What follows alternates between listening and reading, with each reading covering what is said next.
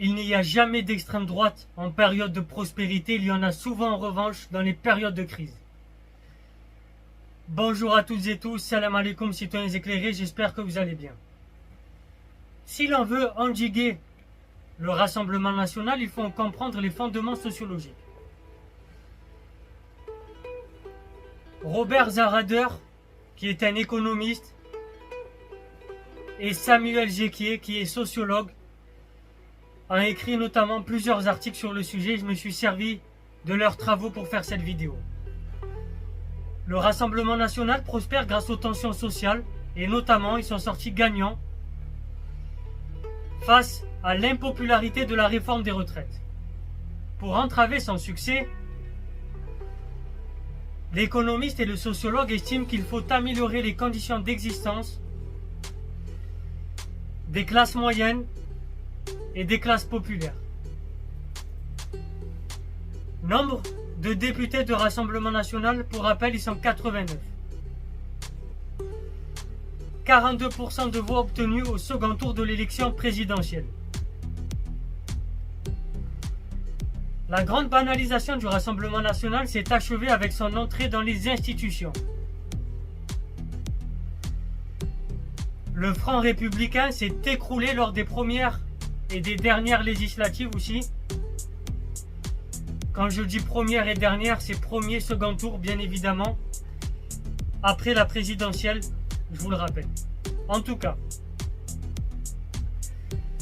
la conjoncture sert les desseins politiques du Rassemblement national. La crise du pouvoir d'achat alimente les colères qui nourrissent l'extrême droite. Nul besoin d'avoir fait de longues études d'histoire pour savoir comment, à la suite de la crise de 1929, l'inflation et l'appauvrissement des classes moyennes ont contribué à l'avènement du fascisme en Europe.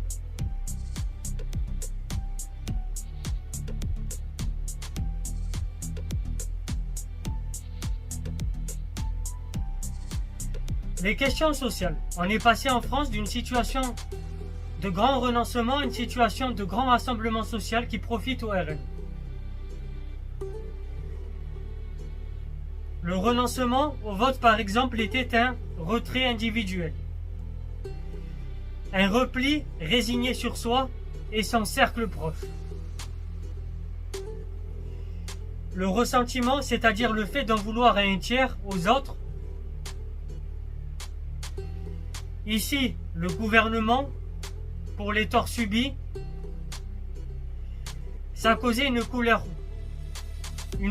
malheureusement bleu marine, j'ai envie de dire, aux législatives, aux présidentielles, et une colère sourde aussi aux effets politiques dévastateurs. Le basculement des classes moyennes est la clé d'une future conquête du pouvoir.